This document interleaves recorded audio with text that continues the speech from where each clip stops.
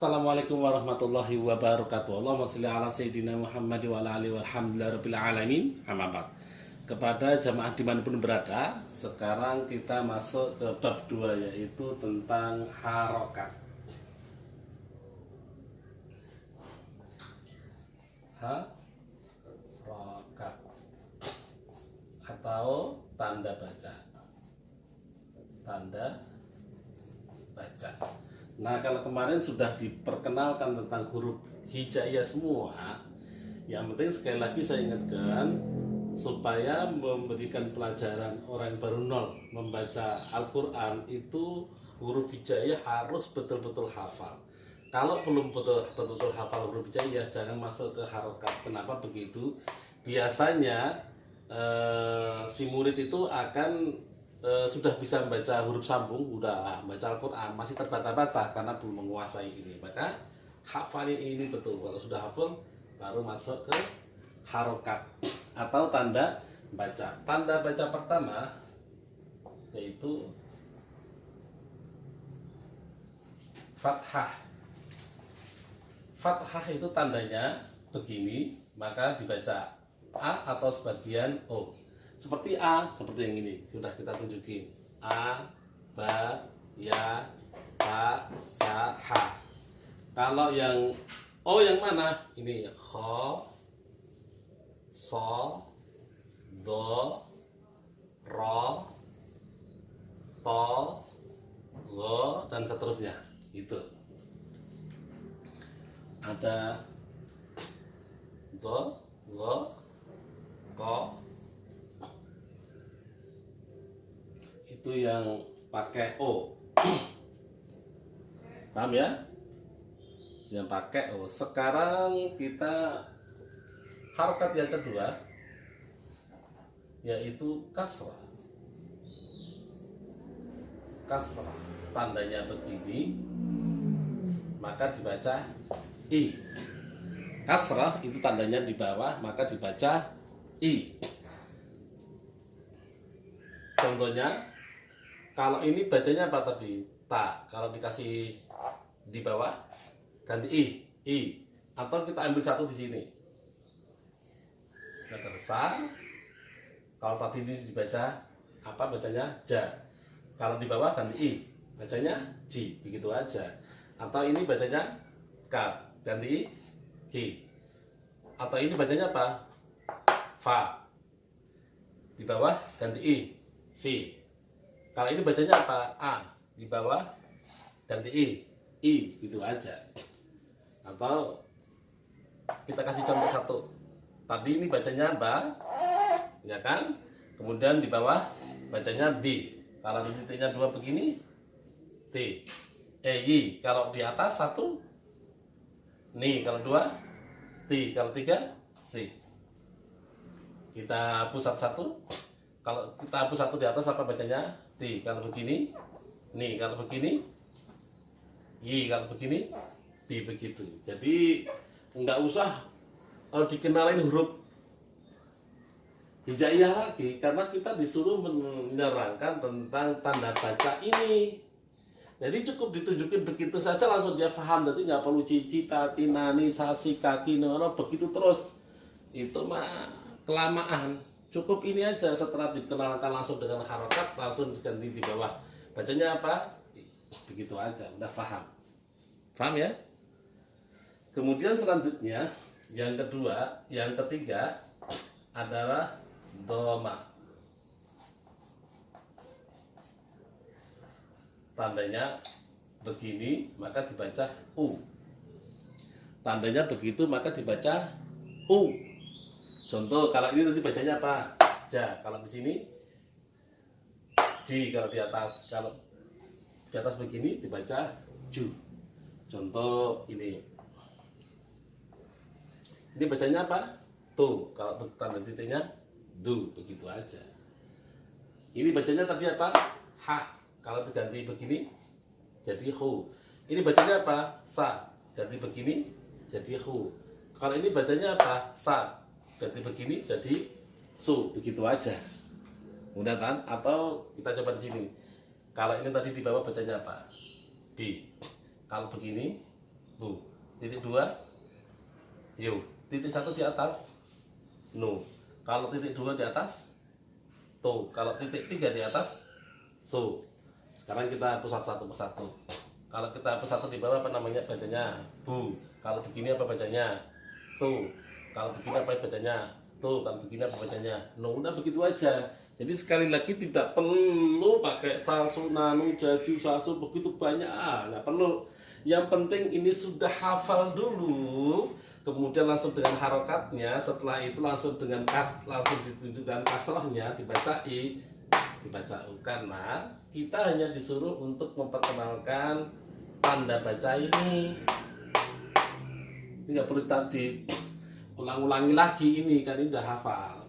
Itu memudahkan orang cepat untuk bisa membaca Al-Quran. Yang keempat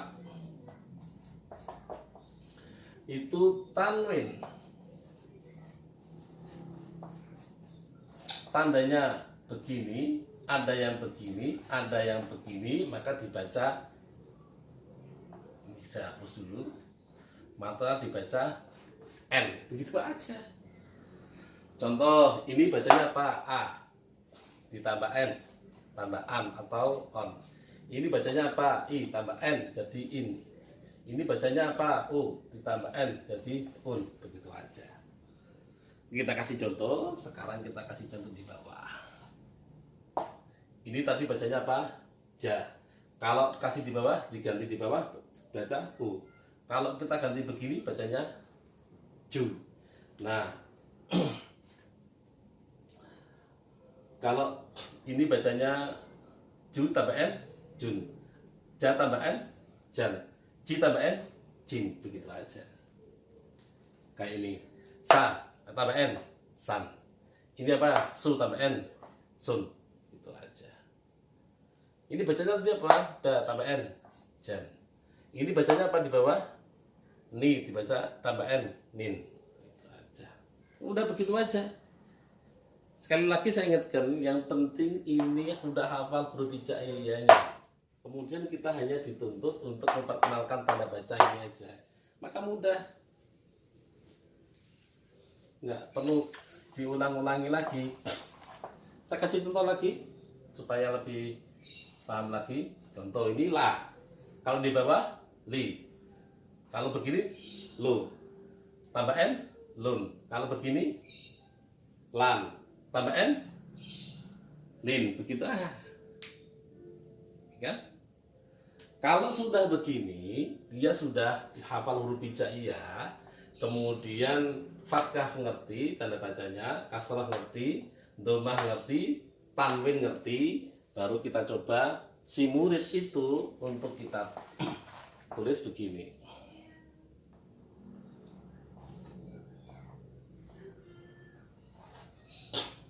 Tiga huruf ya.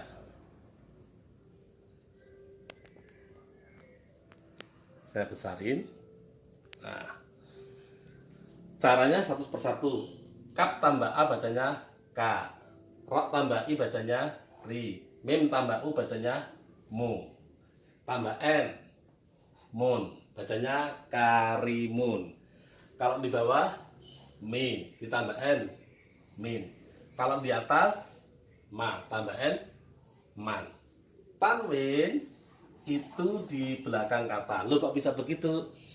Kita kasih contoh.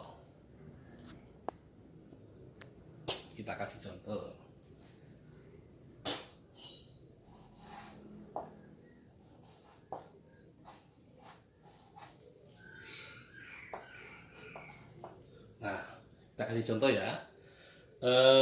Kita cara mengajarnya juga satu persatu caranya. Ali tambah I bacanya I, begitu aja. Ba tambah U bacanya Bu, bacanya ibu. Jim tambah U bacanya Ju. Wau tambah A bacanya Wa. Lam tambah A bacanya La, tambah N. Ibu jualan. Kenapa tanwin tadi di belakang kata? Kalau ditaruh di sini, jun walan kagak enak. Kalau ditaruh di sini, ju wan lan juga kagak enak. Emang harus di sini. alif tambah i bacanya i, kaf tambah a bacanya k tambah n, kan. Ibu jualan ikan. Gampang kan? Kita coba lagi.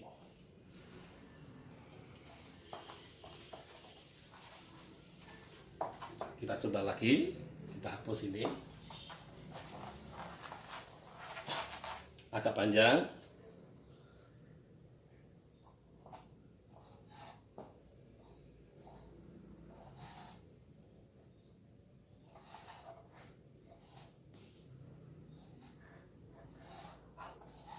Kita tulis. Nah, kita sudah ajak si murid itu tulisan panjang, walaupun masih begini saja. Tetap caranya satu persatu. Alif tambah i bacanya i, ba tambah u bacanya bu, ibu. Ra tambah i bacanya ri, tak tambah a bacanya ta, ibu Rita.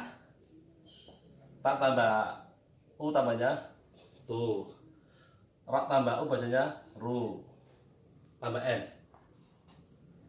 Ibu Rita turun, dal tambah i bacanya di, ba tambah i bacanya, ba tambah a bacanya ba, kap tambah a bacanya k, sin tambah i bacanya si. Ibu Rita turun di Bekasi. Cari kalimat-kalimat bahasa Indonesia begini saja, yang penting ada tanwinnya, itu saja dulu. Tahapnya untuk bab 2 tentang harokat. Jadi saya ingatkan lagi, setelah dia hafal huruf hijaiyah ini tadi, kita dituntut untuk memperkenalkan tanda baca, fathah, kasroh, dhammah, tanwin. Kalau sudah paham begini, maka tetap akan dia bisa membaca begini. Tuh. Kalau dalam menghafal huruf hijaiyah ini diperkirakan 2 jam bisa, berarti dia sudah bisa membaca dalam waktu 2 jam tulisan begini. Kenapa? Karena ini yang dituntut untuk memperkenalkan huruf tanda bacanya saja. Jadi jangan jaji junani nusa sisu tati tu lali lu begitu terus, nggak usah. Setelah hafal langsung kenal tanda baca begitu. Baik, terima kasih. Itu untuk penjelasan metode Al-Huda bab 2 tentang harokat. Mudah-mudahan bermanfaat. Wallahu a'lam bishawab. Wassalamualaikum warahmatullahi wabarakatuh.